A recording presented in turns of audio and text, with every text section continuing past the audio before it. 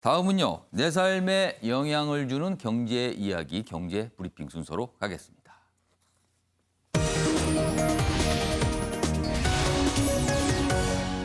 오늘 경제 브리핑 주제는요, 대출 얘기 좀 해보겠습니다. 대출 크게 보면 두 가지가 있죠.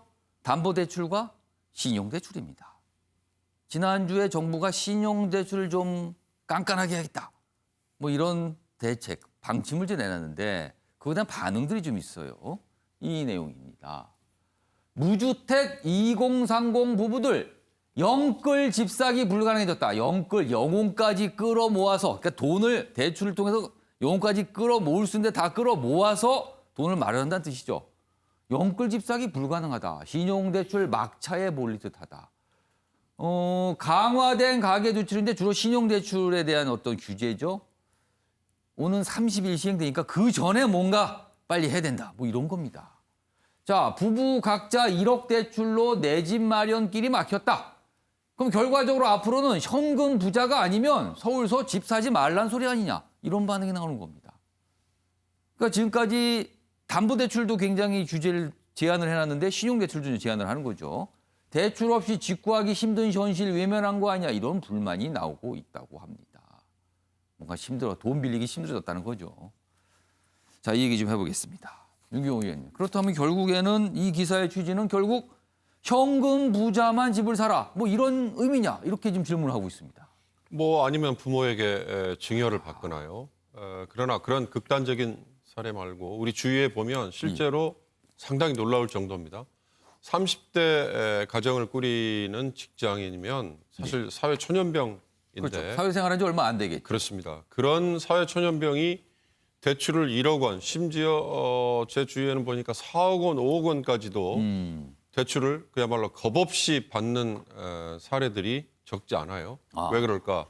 대부분 부동산에 지금 이 시점에 부동산 투자 이게 기회다라고 생각하는 것 같아요. 지금 놓치면 더 오른다. 예. 이런 생각을 하는 거나 봐요. 이유인 건 사실 1억 원을 대출을 받아도 요즘에 담보대출은 뭐 2%대 초반이고 예. 신용대출도 3% 연 3%를 넘지 않아요. 그러니까 1억 원이라고 해도 이자만을 납입하면 한 달에 불과 20만 원, 뭐 25만 원 이 정도는 감당할 수 있다. 예. 그런데 1년 또는 2년 이내에 본인이 받았던 대출 부담보다 훨씬 능가할 정도로 자기가 투자했던 대상의 자산 가치가 오른다. 그렇다면 이건 해볼 만하다. 은행 대출을 갚지 않고요. 은행 대출을 갚는다는 부담 없이 예. 돈을 빌려서 그 사이에 자산 가치가 오른 경우 다시 갈아타는 이런 젊은 층들이 의외로 많더라. 그러면은 금리는 굉장히 낮고 집값은 계속 빠르게 오르고 있고 이 상황인 거군요. 그렇습니다. 지금. 왜 이런 현상이 생기느냐. 결국 저금리 시대를 향유하는 거죠. 그러나 따지고 보면 본인의 소득이나 수입에 비해서 과연 대출을 받던 그 부채 이게 감당이 되느냐. 자산 가치가 본인이 희망한 대로 계속 오르면 상관이 없지만 만약에 삐그덕거리거나 퇴보할 경우 또는 주춤할 경우는 감당이 쉽지 않다. 그리고 대출이 1년 정도는 원금과 함께 갚는 부담이 없지만 1년 후부터는 소규모라도 원리금을 같이 갚아야 되는 그런 지금 은행은 시스템이거든요. 이번에 정부가 내놓은 대책은 30일부터 시행입니다. 그러니까 30일 이전에 한 열흘 남아있죠. 보름 남아있죠. 오늘부터 대출 좀 서둘러서 받으신 분이 많겠네요. 서둘러서 받으면 되겠네라고 하는 분들도 있을 거고요. 또 하나 1억 원을 넘는 금액이니까 1억 원 이상이니까 9,999만 원까지 대출을 받으면 또 괜찮다입니다. 그러나 실제 부동산을 투자하는 주체들은 1억 원은 상징적인 선이고 그 이상의 돈을 끌어모으는 거죠. 이미 기존의 DTI, 그러니까 부채와 수입을 감안해서 내 소득에서 부채가 얼마나 되는지를 감안해서 은행에서 대출을 해주는데 최근에는 이런 선이 조금 느슨해진 거죠. 자, 어떻게 해야 되느냐. 결국 거시경제 측면에서 보자면 정부가 한국은행이 금리를 올리면 되겠죠. 그러나 금리를 올리는 건 부동산만을 잡기 위한 부동산 시장만을 안정시키기 위한 예. 정책으로서는 다른 부작용이 생기는 겁니다. 실물 경제가 위축을 받을 거고 부동산 투자 이외에 다른 용도로 은행에서 대출을 받는 뭐 자영업자든지 아니면 기타 여러 가지 이유가 있지 않습니까? 그런 경우에도 당장 영향을 받기 때문에 부동산 정책이 어려운 게 바로 이런 거죠. 세금이나 또는 특정한 지역의 공급, 재개발, 재건축을 풀어주는 이거는 부동산만을 위한 정책이지만 금리나 기타 대출 같은 금융 정책으로 접근을 하는 건 이런 다른 부작용이 있기 때문에 이런 점도 감안을 해야 된다. 그러나 오죽하면 이럴까라는 생각이 들지만 제가 보기엔 결국 금리라는 거시경제 정책을 가지고 접근을 해야 이 부동산만을 잡기 위해서 이런 대책을 편다라는 볼멘 소리를 막을 수 있지 않을까 싶습니다. 그러니까 정부는 뭔가 전 대출이 너무 많이 빠르게 늘어나니까 걱정을 하면서 요거를 좀 줄여보겠다. 그리고 자꾸 이게 부동산 시장으로 가는 걸 좀 막아보겠다는 취지. 그러나 또 대출을 받으려는 분들 입장에서는 아니 신용대출 받는 거 이런 것까지 국가에서 간섭을 하는 건가? 뭐 이렇게 또 불만이 좀 나오고 있는 상황입니다. 다음 기사는요. 이 전세와 관련되는데요. 퇴거 위로금입니다. 세입자가 받는 전세 퇴거 위로금에 세금을 물리나. 이거 얼마 전에 홍남기 부총리도 뭐 퇴거 위로금을 줬다 뭐 이래갖고 이게 굉장히 좀 뭐 화제가 된 내용인데요. 야당의 의원이 정부에 문의를 했습니다. 이거 퇴거 위로금 이런 거 좀 등장했는데 이게 과세를 할 수 있는 대상인가를 물어본 거예요. 그랬더니요.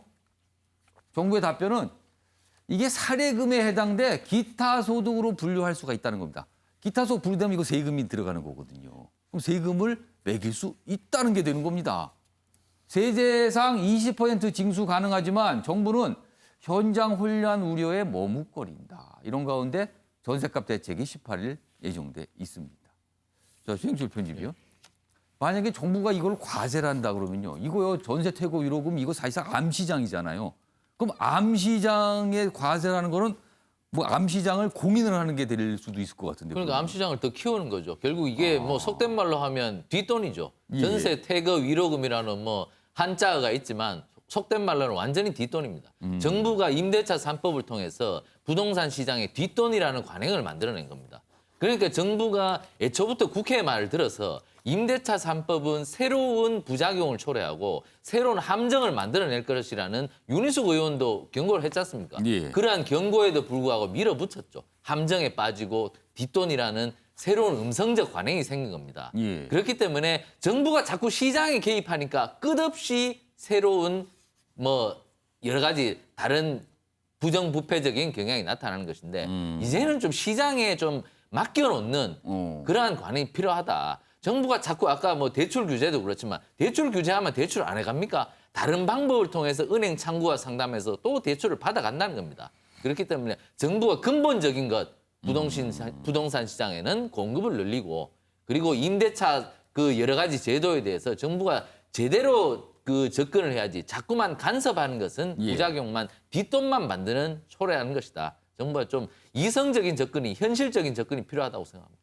조대진 변호사, 이 퇴거 위로금이요. 이거 사실상 없던 게 생긴 거잖아요, 지금요. 네, 이거 그렇죠. 법적으로는 문제가 없습니까?